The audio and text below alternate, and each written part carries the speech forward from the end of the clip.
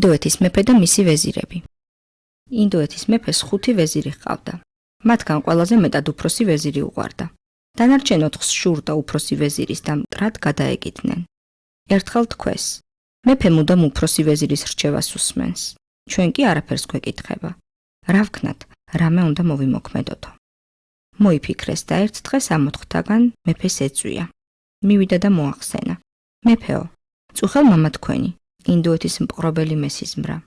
დიდ ვეზირს თავისთან იხმობდა. მანაც უთხრა: ცოტა საქმე მაქვს, დავასრულებ და მოვალო. მალევე მეორე ვეზირი მივიდა მეფესთან და მანაც იგივე სიზმარი მოახსენა. ვითომ საუცხო, შვენიერ ადგილას ნახა მეფის მამა, დიდი მეფე, რომელიც უფროს ვეზირს თავისთან იხმობდა.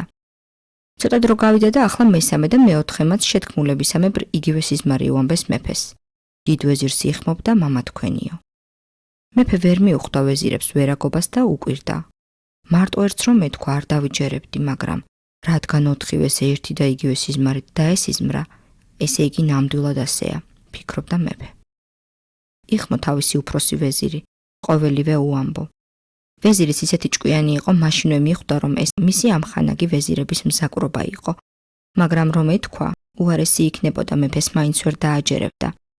ამიტომ ასეთი პასუხი გასცა: დიდო მეფეო, თქვენს მეფობას მხოლოდ ერთს ვევედრები. ჩემს დასაწვავად, სხვების ხარი ან მუშა არ მოაცდინოთ. არ მინდა ბედნიერ მეფეს, მამა თქვენს ცოდვილი ვეახლო. 40 დღე მადროვეთ.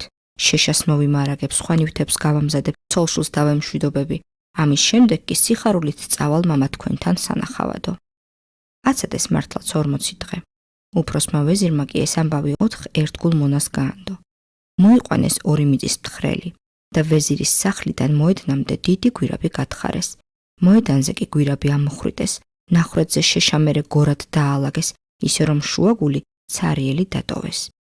40 დღემ რომ გაიარა, მივიდა ვეზირი მეფესთან და მოახსენა: მობრძანდეს მეფეო, თქვენი დიდებულება და იხილოს, როგორ დაიწვება ვეზირი, რომელიც მამა თქვენთან მიემგზავრება. ხელმწიფე და მასთან ერთად მთელი სამეფო მოედანზე გაეშურა ამ ამბის საყურებლად.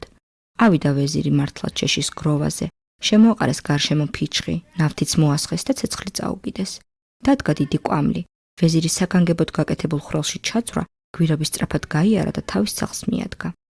ჩაიწვა მართლაც შეშა, ნაცარი გაქექეს და ძულებიც კი ვერ სადღა იპოვეს. ხვრელი კი ნაცარმა ამოავსო. ვეზირი 20 დღე იმალებოდა სახლში, შემდეგ ჩაიცვა თეთრი სამოსი, ხელში ჯოხი დაიჭირა და დილა უთენია მეფეს ეახლა. მეფეს რომ ვეზირის მოსვლა აცნობეს, გახარებული ფეხზე წამოვარდა და მის შესაგებებლად გამოიჭრა. გადაეხვია კოცნიდა და საიქიოდან დაბრუნებას ულოცავდა, თან კი მამამისის ამბავს ეკითხებოდა. ვეზირმა 3-4 ამბავი მოახსენა, 1000-ნაირი ტყუილი მოიგონა და ბოლოს კი ეს უთხრა: რაც ჩემგან სჭირდებოდა დიდებულ მამა თქვენს, მე ყველაფერი შევუსრულე. ძალიან კმაყოფილი დავტოვე და ახლა დანარჩენი 4 ვეზირი იხმო. მათთანაც ცოტა საქმე აქვს და უფრო მალე უკანვე გაახლებსო.